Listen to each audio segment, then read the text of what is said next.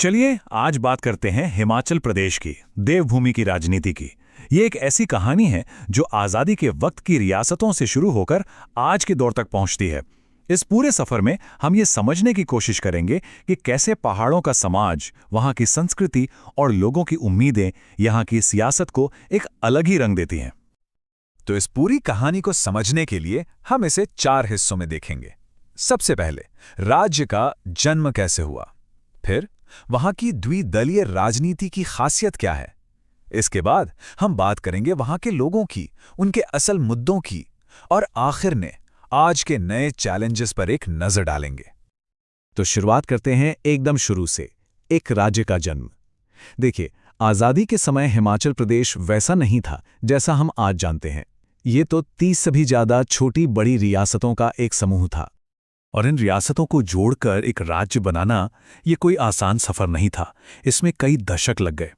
1948 में इसे एक चीफ कमिश्नर प्रोविंस बनाया गया। फिर 1951 में पार्ट सी राज्य का दर्जा मिला। पर लोगों का संघर्ष जारी रहा, अपनी पहचान और पूरे अधिकारों के लिए। और आखिरकार 1971 में वो दिन आया जब हिमाचल प्रदेश भारत का 18वां पूर्ण राज्य बना। अच्छा, राज्य बनने के बाद के जो शुरुआती साल थे, उस दौर में पॉलिटिक्स में एक ही बड़ी ताकत थी, कांग्रेस पार्टी। और उनका सारा फोकस था गांव के विकास पर, क्योंकि हिमाचल की असली आत्मा तो गांव में ही बसती थी। चलिए अब कहानी में आगे बढ़ते हैं और आते हैं दूसरे दौर पर, यानी 2 दलों की राजनीति। यहीं से हिमाचल की पॉलिटिक्स का वो रूप सामने आता है जिसे हम आज भी देखते हैं, जहां सत्ता की चाबी बस 2 पार्टियों के बीच घूमती रहती है। और इसी सिस्टम से एक बड़ा ही दिलचस्प पैटर्न निकला, जिसे कहते हैं रिवॉल्विंग डोर पॉलिटिक्स। मतलब दरवाजा एक तरफ से खुलता है, एक पार्टी सत्ता में आती है, और ठीक 5 साल बाद दरवाजा दूसरी तरफ खुलता है और वो पार्टी बाहर और दूसरी अंदर। ये एक तरह की परंपरा ही बन गई है कि वोटर हर 5 साल में सरकार बदल देते हैं। तो ये 2 मुख्य खिलाड़ी कौन हैं? कांग्रेस और भारतीय जनता पार्टी। अब दोनों का काम करने का तरीका थोड़ा अलग है। जहां कांग्रेस का जोर समाज कल्याण की योजनाओं और रोजगार जैसे मुद्दों पर रहा है, वहीं बीजेपी की ताकत उनका मजबूत संगठन और राष्ट्रवादी मुद्दे रहे हैं। ठीक है, पार्टियों की बात तो हो गई, पर राजनीति में सबसे जरूरी कौन है? लोग, वोटर। तो चलिए अब फोकस करते हैं हिमाचल के लोगों पर और उन मुद्दों पर जो उनके लिए सच में मैटर करते हैं। आखिर वहां का वोटर सोचता क्या है?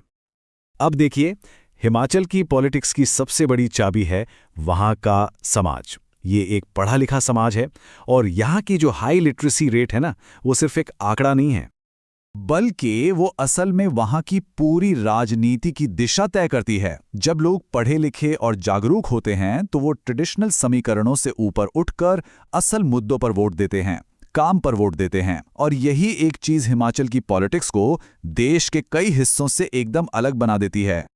लेकिन ऐसा नहीं है कि सब कुछ एकदम परफेक्ट है। वक्त के साथ कुछ नेगेटिव चीजें भी राजनीति में घुसने लगी हैं, जैसे इलेक्शन में पैसे का बढ़ता जोर, बड़े बड़े कॉन्ट्रैक्ट्स को लेकर जो पॉलिटिक्स होती है, और कुछ पावरफुल ग्रुप्स का दबाव। ये सब चीजें कहीं ना कहीं उस साफ सुथरी राजनीति के लिए एक चिंता तो हैं। तो फिर असल में कौन से मुद्दे हैं जो लोगों के लिए सबसे अहम हैं? लिस्ट में सबसे ऊपर है रोजगार, क्योंकि अगर युवाओं को अपने ही घर में मौके नहीं मिलेंगे तो वो पहाड़ छोड़कर शहरों की तरफ जाएंगे ही। इसके अलावा बढ़ते हुए नेचुरल डिजास्टर से सुरक्षा, और हाँ, टूरिज्म और सेब की इकोनॉमी जो हिमाचल की रीढ़ हैं, उन्हें मजबूत करना। ये वो असली सवाल हैं जिनका जवाब हर सरकार को देना पड़ता है।